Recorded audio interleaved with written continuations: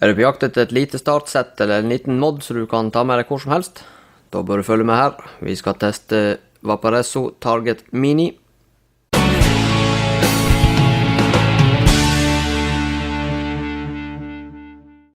Hei, velkommen til ismakers.net.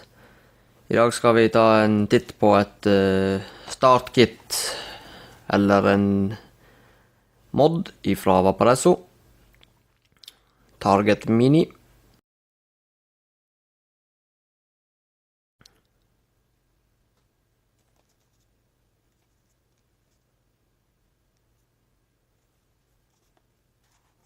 Kommer i eska. Drar ut. Åpner opp. Så får du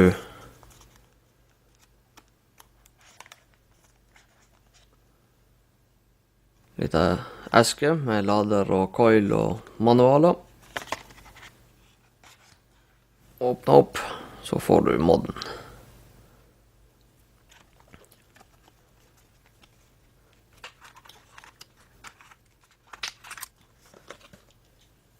Så der ser den ut. Den er ufattelig liten. Kommer med Guardian tank.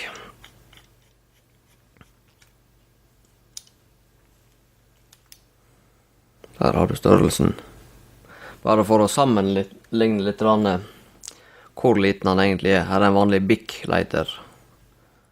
Du ser, Bic lighteren er faktisk høyere enn selve modden.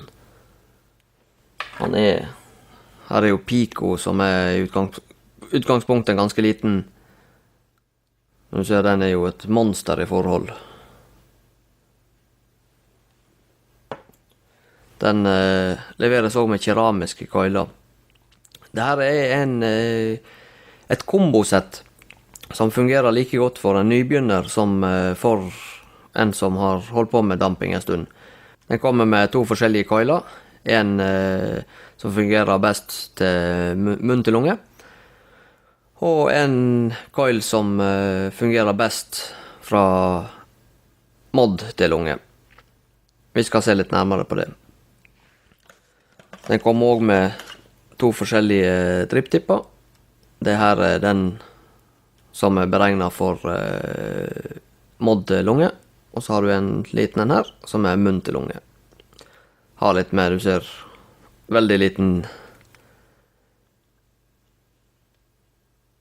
diameter på i forhold til den vanlige. Vi skal gå på top view og se litt nærmere på kittet. Så her ser det sett ut. Veldig lite.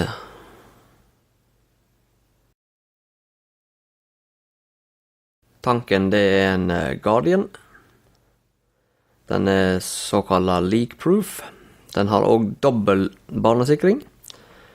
For å åpne opp tanken, så må du skru mot gjengene. Altså, det er linksgjenger, så du må skru samme veien som du i utgangspunktet vanligvis skrur til.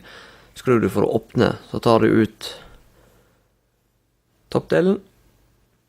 Og så tar du da neste seksjon, og den skrur du den vanlige veien for å ta ut. Så står coilen bare løst nedi, den er ikke skrudd fast. Ta bare tak og løft den opp. Hvis du ser inni, så er det en liten tapp på ene siden. Det sporet har du igjen også på coilen. Så når du setter coilen i, du kan jo sette den motsatt vei. Så vrir du den bare. Der, gikk den på plass. Det er det som skal til for å sette den i. Som du ser, ganske store hjulslotter på begge sider. Den har 2 milliliters kapasitet på tanken. Gold connector på undersida. Står også Design and Manufactured by Vaporesso og Guardian. Den coilen som jeg nå har i, det er den som er for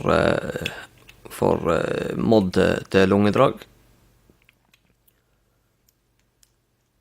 Monterer det sammen igjen. Sett den på.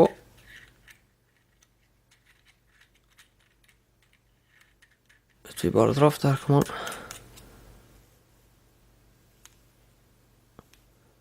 Tar toppdelen. Og igjen, skru motsatt. Så der. Har vanlig 50 drip-dip. Du kan også bruke den her som er beregnet for munn til lunge. Sett den bare i. Men du vil da få litt mindre luft du klarer å dra gjennom.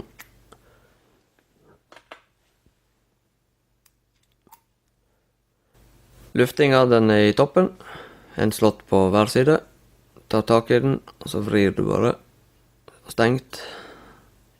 Og åpen.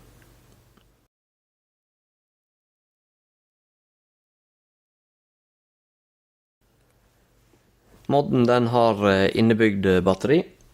Den har et 1400 mAh batteri. Selve modden er 40 watt. Han kan kjøres i variabel voltage, i nikkel, stainless steel og titanium, og så har du også TCR-mode. For å slå den på, så trykker du 5 ganger.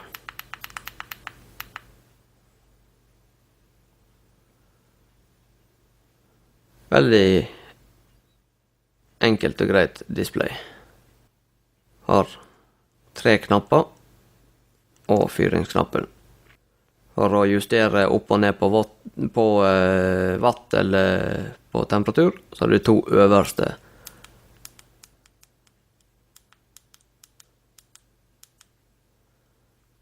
For å justere mellom de forskjellige settingene, så har du den nederste knappen. Trykk og hold. Får du nikkel, stainless steel, titanium, og TCR-mode, M1, M2, og tilbake igjen i watt. Så kan du låse hele modden. Da trykker du den nederste og knappen til høyre. Trykker inn og holder systemlokket. Åpne opp igjen. Du ser nå kan du fyre, men du får ikke gå inn på menyen. Låse den opp igjen. Nederst og den til høyre. Hold inne. Unlocked. For å justere på TCR-en, så blar du det fram til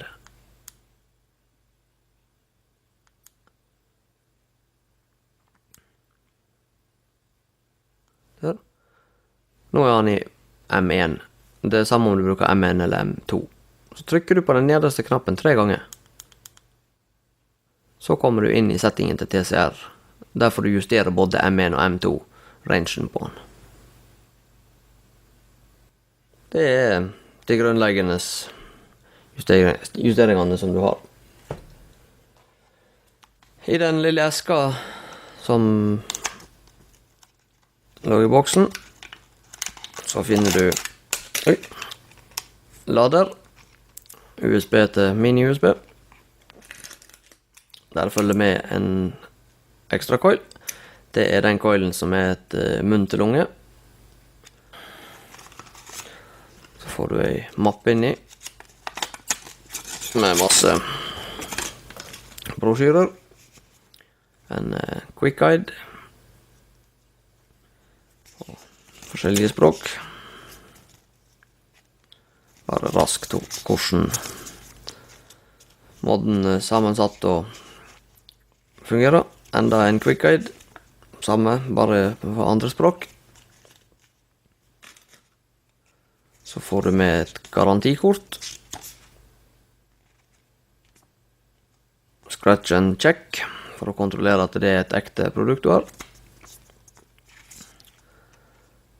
Der litt informasjon om CCL-coilene. hvordan de er bygd opp. Og et advarselskort. Vi skal ta og fylle tanken med juice, og så går vi på top view igjen. Så der. Da har vi fått fylt den med litt juice. Hver gang du har hatt av toppen for å fylle juice etterpå igjen, så kommer den opp med om det er ny eller gammel coil. Du velger bare pluss eller minus om det er ny eller gammel. Coilen som står i nå er jo den som er beregnet for mod lunge. Den er 20-35 watt. Så jeg setter den på 30 watt.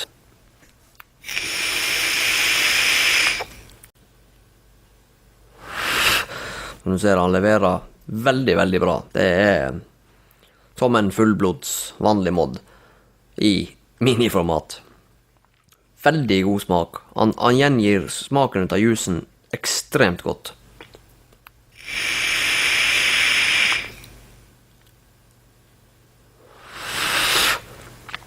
Han spytter litt, har jeg lagt merke til.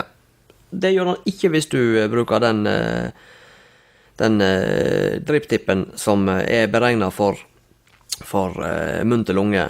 Men problemet der igjen at da får du adskillig mindre luft igjennom. Sånn som jeg foretrekker det, så ønsker jeg å ha mest mulig luft. Men nå er temperaturen såpass lav, maks 35 watt på coilen, så det er ikke noe du brenner deg på tunga av. Men han har en tendens til å kunne spytte litt, det gjør han. Vi skal teste med den andre coilen for å se hvordan produksjonen er med damp på den.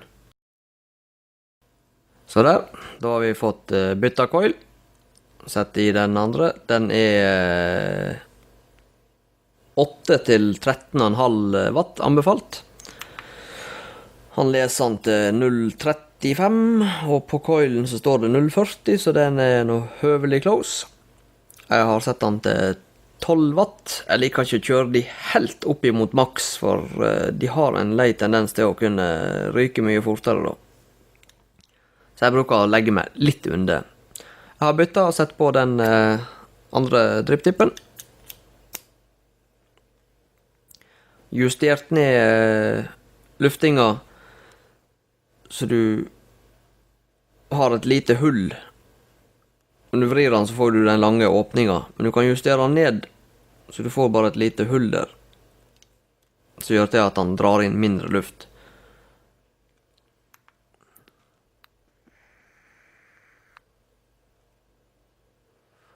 Som du ser, han produserer meget bra med damp på den coilen også. Og det her var et munn til lungedrag. Så i forhold til veldig mange startkit, så produserer han veldig godt med damp.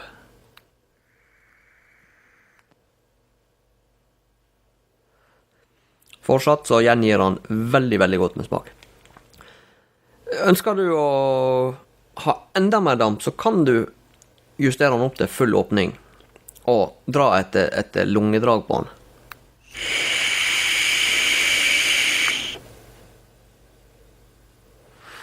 Og der ser du da valgte han ut med damp med en gang. Han selvfølgelig drar mye mer luft igjennom på den andre coilen, men den går fint an å bruke med den coilen her også, og ta lungetrekk på han. Den er antageligvis veldig bra når du går ifra det punktet du skal gå ifra å ta et munn til lungedrag og gå over til å skal ta et rent lungedrag. Så er Target veldig fin å venne seg til å begynne å dra lungedrag.